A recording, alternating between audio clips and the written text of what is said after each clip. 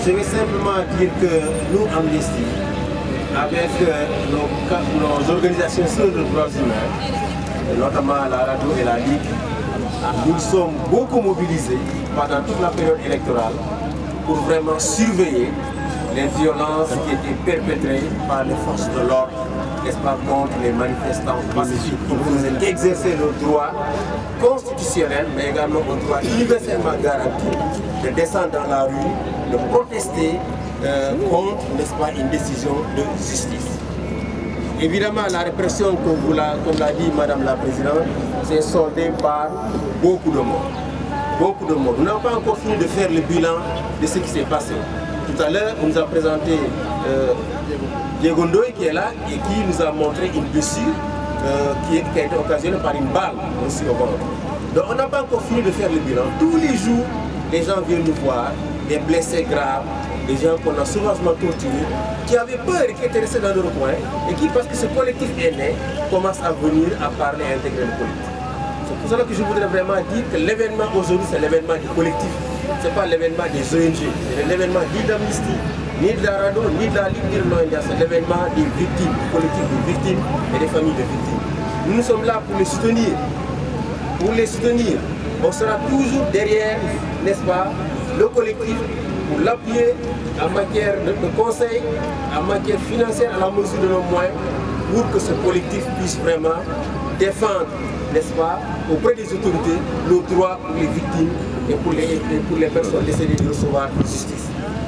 Nous allons également mettre à leur disposition beaucoup d'avocats. Il y a beaucoup d'avocats, certains ne sont même pas membres des ONG de droits humains, qui ont spontanément offert leur service. L'ensemble de ces avocats vont se regrouper pour que toutes les familles qui n'auront pas les moyens de payer un avocat puissent disposer d'un avocat qui gratuitement va défendre leur cause auprès des tribunaux sénégalais. Nous voudrions être très clairs envers les autorités. Nous, notre priorité, c'est que justice soit faite devant les tribunaux sénégalais. C'est cela notre priorité. Mais si justice n'est pas faite devant les tribunaux sénégalais, nous allons aider les victimes à porter plainte dans d'autres pays. Il faut que ça soit très clair. S'il n'y a pas de justice au Sénégal, il y aura justice ailleurs. Parce que malheureusement dans ce pays, le président a beau avoir une bonne volonté, mais le système est là. Et nous avons peur que dans les jours et les semaines qui vont suivre, le système ne prenne le dessus sur lui. Très rapidement, le système se prend le dessus sur lui. C'est pour cela que nous voulons des actions rapides. Il faut que très rapidement les enquêtes soient ouvertes. Très rapidement. Il est inadmissible que pour ce qui concerne le policier Fodesek, on se soit précipité d'arrêter les jeunes de Colomane, de les torturer, de leur faire avouer des crimes qu'ils n'ont certainement pas commis et de les mettre en prison. Alors que pour les autres, on a juste ouvert des informations judiciaires, on a mis ça dans le tiroir et on espère qu'à l'instar de Dominique Lopi, etc., les choses vont se calmer, on va parler de maslaha, de réconciliation et qu'on va oublier tout ça. Il n'en sera pas ainsi. Il faut que ça soit clair pour le président Macky Sall. S'il n'y a pas de justice ici, il y aura de justice ailleurs en France. Il lui appartiendra de choisir, soit de faire comme Abdoulaye Wade ou d'opérer une rupture. Faire comme Abdoulaye Wade, c'est quoi? C'est que, du fait de la négligence de l'État, des milliers de Sénégalais meurent à la suite du Diola. Au lieu de faire des poursuites judiciaires au Sénégal, on se permet de dépenser des millions de contribuables sénégalais pour payer des avocats à des fonctionnaires laxistes, indélicats, pour les défendre devant les tribunaux français. C'est inacceptable. S'il n'y a pas de justice ici, il y aura justice ailleurs. Donc la balle est dans le camp du nouveau régime et nous espérons que les promesses qu'il a faites, son premier discours, il a parlé de martyr. On était très contents quand il a parlé de martyr lors de sa première déclaration.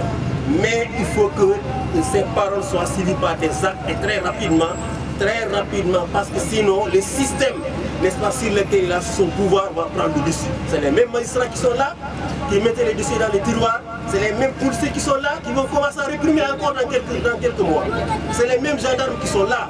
Donc il faut qu'ils posent des actes concrets qui montrent qu'il y a une rupture, n'est-ce pas, et que les Sénégalais puissent, n'est-ce pas, continuer à espérer des changements pour lesquels ils sont battus et pour lesquels ces jeunes, n'est-ce pas, ont été tués et pour lesquels des centaines d'autres ont été torturés ou blessés, n'est-ce pas, pendant le mois de février. Je vous remercie.